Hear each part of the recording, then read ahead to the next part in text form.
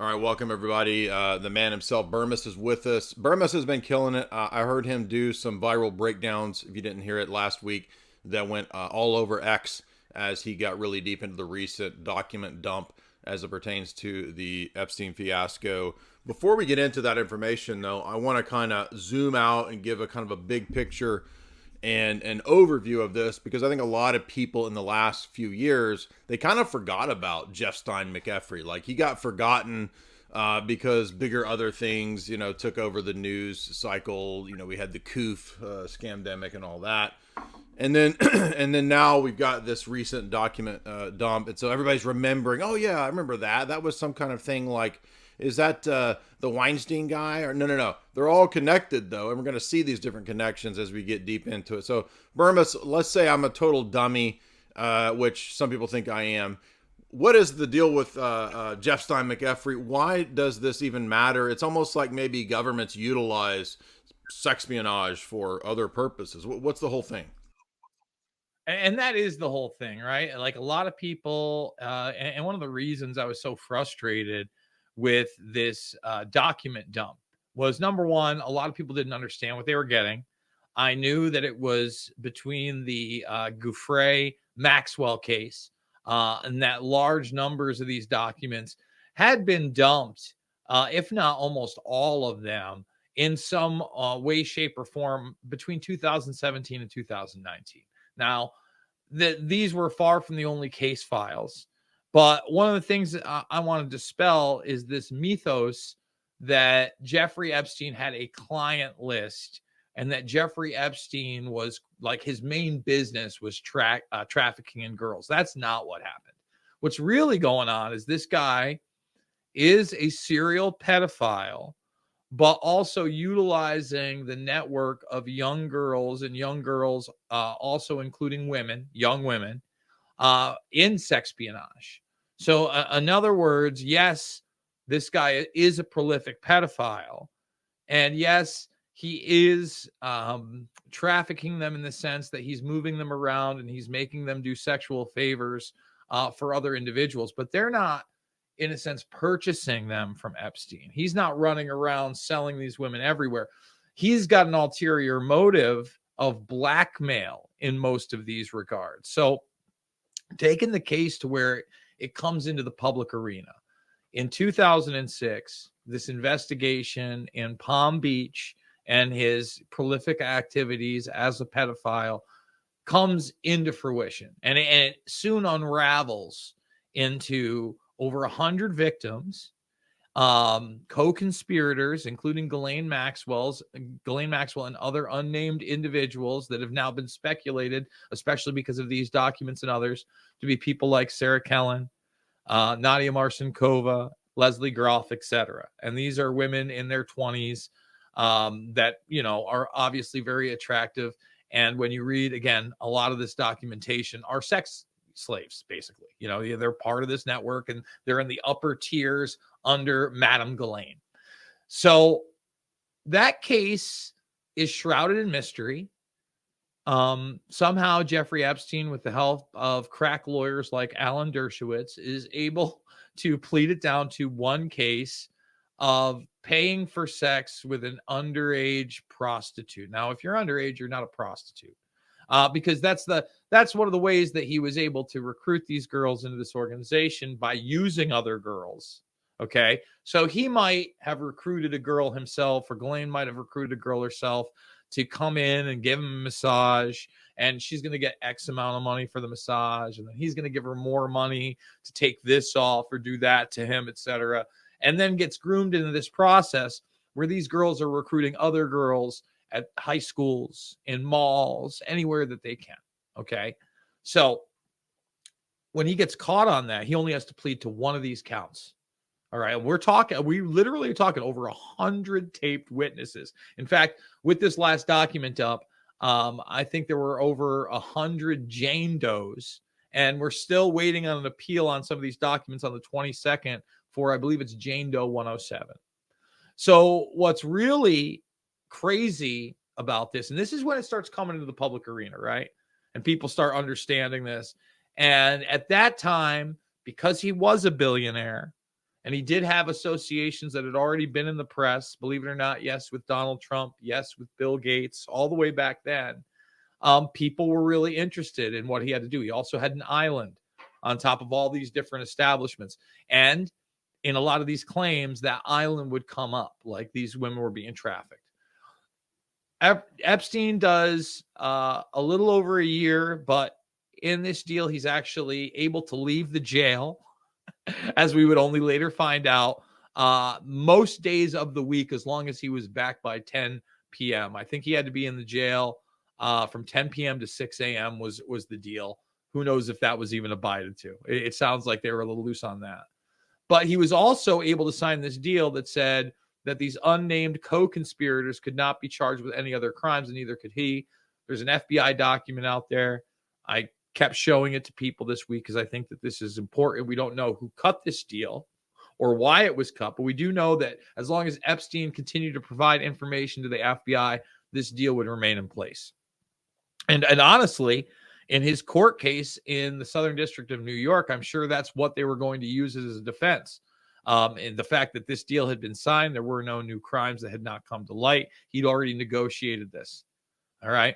So now it's in the public light years and years later because there are lawsuits, etc. You have other eyewitnesses and other victims coming forth. Maria Farmer, in particular, puts Epstein in this network back in the 90s. And yes, there were allegations of this abuse in the 90s, but she takes it a step further. And she says that she was actually shown in his New York home a part of the residence in which all rooms were being filmed. And not only were they being filmed, but there were actually people working and filming these people, maybe for the choice cuts and this blackmail. So that's really what we're talking about. We're talking a blackmail operation. And, one of the big names that came out in both of these cases and now into the future was Prince Andrew. Now, talk about networks and things like that. A lot of people say, oh, well, Prince Andrew, royal family, I get it. No, you don't. He was their arms dealer, the United Kingdom's arms dealer. So when you start peeling back the layers of Epstein, I want people to understand, yes, trafficking in human beings is lucrative. But when you find trafficking in human beings, you find trafficking in drugs, you find the laundering of money, but you also find the big money maker. Now, drugs is a big game. We know that, right? Iran-Contra proved that. But what was the other end of the spectrum that's even a bigger game? The arms industry. Now, anybody can go look into this, and we'll get into some of the new information that would suggest that. But Prince Andrew himself cut an arms deal with Muammar Gaddafi's son in Libya, worth over $40 million. Goldman Sachs very much involved in that. And Andrew was caught with a $1.3 million kickback. I got news for people. That's to the Libyan military. That's small potatoes compared to westernized NATO operations around the world and in the United States. So, I've been a long proponent as to, especially after the fact, that when Epstein was arrested finally in New York, fast forward to before these, or after the documents are out, but before they're re-released again. And we have this whole case with Epstein. You have Vicky Ward coming out saying that he was intelligence.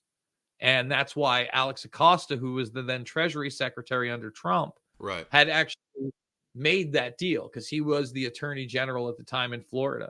He gets asked about that, Acosta, in a press conference that he's kind of forced to put on because this Epstein situation has come to crescendo and there's all these things out there. And he refused. He doesn't answer. He doesn't say, no, Epstein wasn't, or yes, Epstein was. He breaks it down to don't believe all the reporting, and there are guidelines that are restricting me from making comments. Okay. What was really interesting is that when Vicky Ward mentioned that he was intelligence, she also mentioned a guy named Adnan Khashoggi. Yeah, I was about to Now, say, Khashoggi, Khashoggi's the next big guy here in terms of the early phases of Epstein's rise, because he's immediately sort of brushed or introduced to the halls of power as this Bear Stearns connected, trader, who's then introduced to the arms trader of the 70s and 80s, Adnan Khashoggi, who also utilized, as you know, his yacht for similar things. So to funnel money through BCCI, the CIA's bank for Iran Contra deals, as well as funding the Mujahideen, Adnan Khashoggi was compromising people using sex operatives and sex slaves via his yacht, which ended up being sold to famous people that we all know. But that that operation that he was also an arms dealer. So he was not just blackmailing, but his primary job was a Saudi arms dealer who had also Israeli connections as well. And it was really interesting, again, when things came to light in this New York case, that when they went into the safe of Epstein. Now, I want to remind people, it's this New York case that we see the burned discs. We see the binders that have folders of information that are supposedly more burned discs of photographs. We see the hard drives that had already been taken into evidence in some mystery investigation, I guess, that we don't know about, but they're Maxter hard drives. They look like they would be on DVR systems. And they're plentiful and they're saved and they're in large Tupperware style containers. Like I would say, or Tupperware like, boxes, like traveling boxes full of binders and VHS and yeah. everything. So all this is there.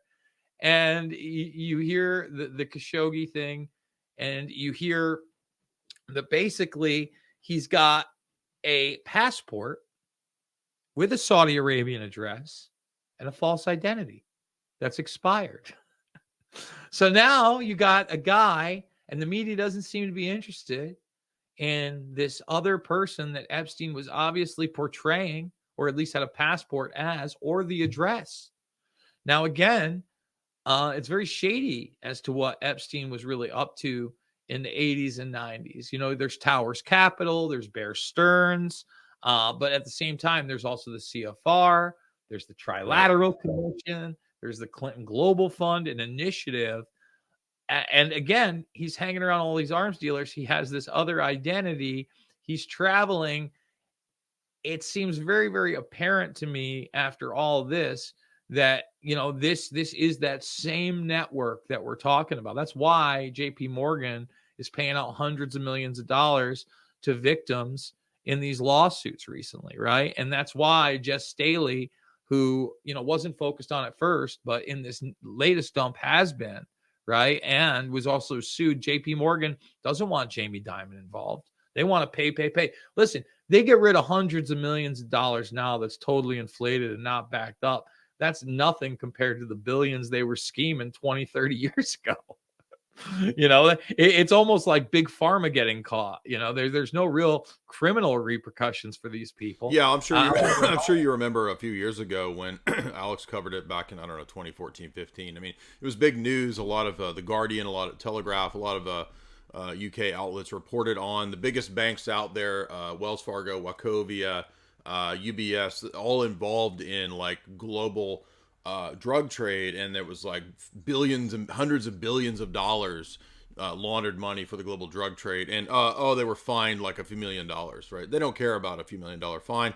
That was a window into like how big this operation is, and it's the same networks, the same group, the same people, and I know that because reading Whitney's book, all of the banks and the shell corporations that she mentions are the exact same banks and shell corporations, not just involved in Iran Contra, but what you also find in the Gladio and Vatican bank scandals. It's the exact same people, exact same players, OSS, CIA people, Dulles brothers, all that pop up throughout her book.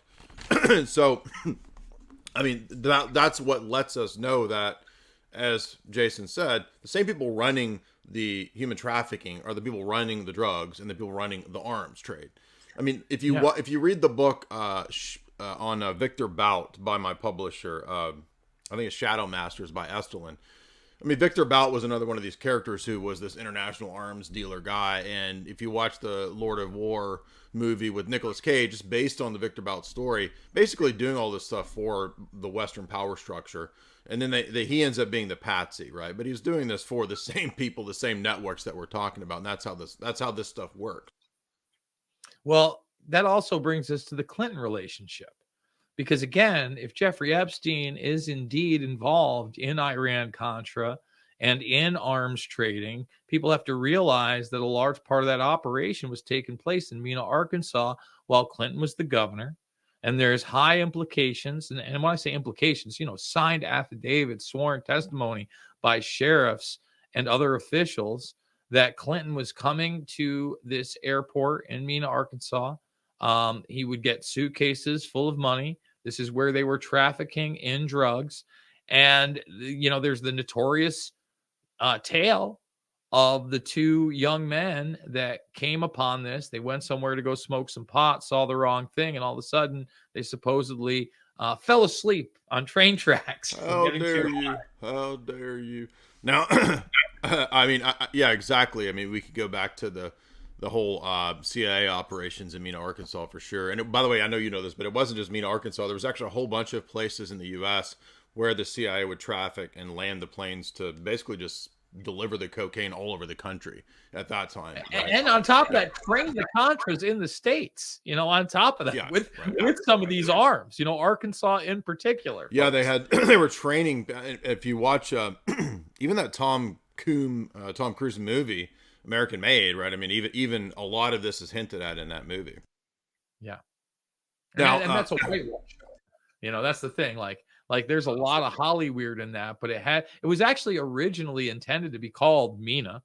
And there was going to be a larger role in the Clinton part. Basically, Clinton makes a cameo to save the Tom Cruise character, and that was all convoluted. Yes, he had been saved from the inside. When he would get arrested, he was very confident. But they make it out to like the ATF, the FBI, the local sheriff's department all convene at the same time and arrest him. And it's one phone call that he walks out there with. It was actually a little bit more elaborate than that. And they also make it look like Barry Seal was recruited after getting caught smuggling some cigars as a commercial pilot.